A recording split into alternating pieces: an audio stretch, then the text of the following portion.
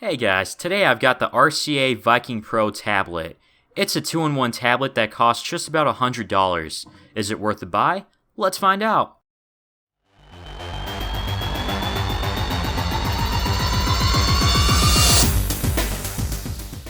Starting off with the design, both the keyboard and tablet are made of hard plastic.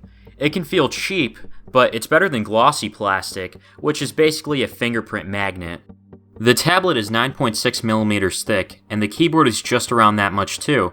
With that size, it's small enough to easily put in a backpack, but holding the tablet in one hand feels heavy and can get really cumbersome on your hand for a long period of time, except when you're holding the tablet in portrait mode.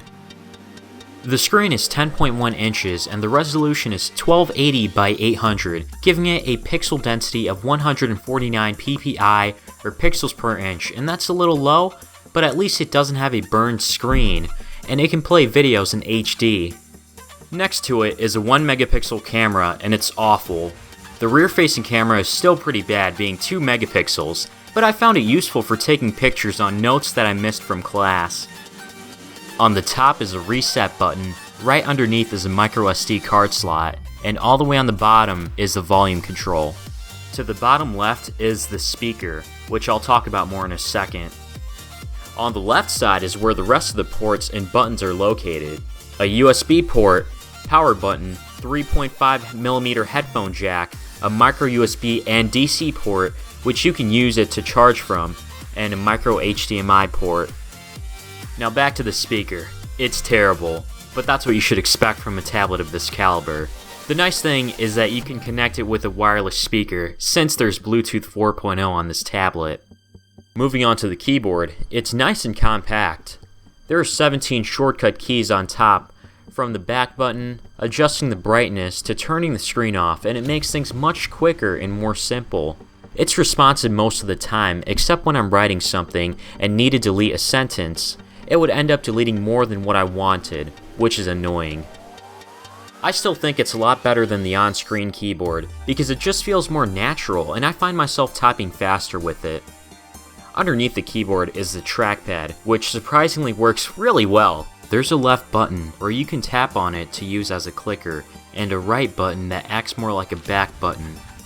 There is one gesture to use 2 fingers to swipe up or down, but it feels too sensitive at times. The trackpad is small, but still gets in the way every once in a while when I'm typing. If you're not a fan of trackpads, then that's fine, because you can still connect it with a mouse. Even a wireless USB mouse works with this. And just so you know, the right clicker on the mouse will still act as a back button. Now when I say this is a 2-in-1, that doesn't mean it can be flipped all the way backwards. The tablet is actually detachable because it's connected by 4 strong magnets, and it can be flipped the other way, so you can place it in display mode or tint mode, which is basically like a stand to watch a movie, or place it in tablet mode. This gives the tablet a lot more flexibility, and that's something I really like about it. It's a little wobbly, but pretty stable for the most part. One thing to make sure is to switch the tablet before watching a video, because once you detach it, the website it's streaming from reloads or the video on YouTube stops. The tablet is running Android 5.0 Lollipop. You can pretty much get the stock experience except for a few minor differences here and there. There are some pre-installed apps you can delete to free up some space. By the way, out of the box, there's a little over 24 gigs of storage available. In terms of specs, this tablet is packed with a MT8127 quad-core processor clocked at 1.3 GHz with 1 GB of RAM. Basic tasks, from checking your email to browsing the web, are smooth. There are times when the tablet freezes or lags, and usually the solution to this is to close any other open applications. I even noticed the lag when I was simply trying to watch a video in HD when something was downloading in the background. The video itself starts to stutter when I try to interact with the screen. In the Antutu benchmark, this gets over 21,000, and that's pretty good, and many simple games ran well for the most part, but when I tried playing more graphic-heavy ones, there was a noticeable lag or stutter from time to time, but it wasn't enough to bother me. Some games also looked downscaled in graphics.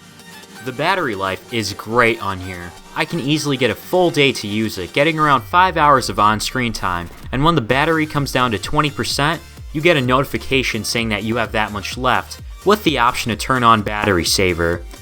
Now I haven't tested the battery saver mode thoroughly, but when it was on, it lasted for another hour or so until it came down to 1%. It takes about 3 hours to charge back to full. Another pro is the standby time. I could go to sleep with this being at 100% and wake up with it being at around 95 or 96%.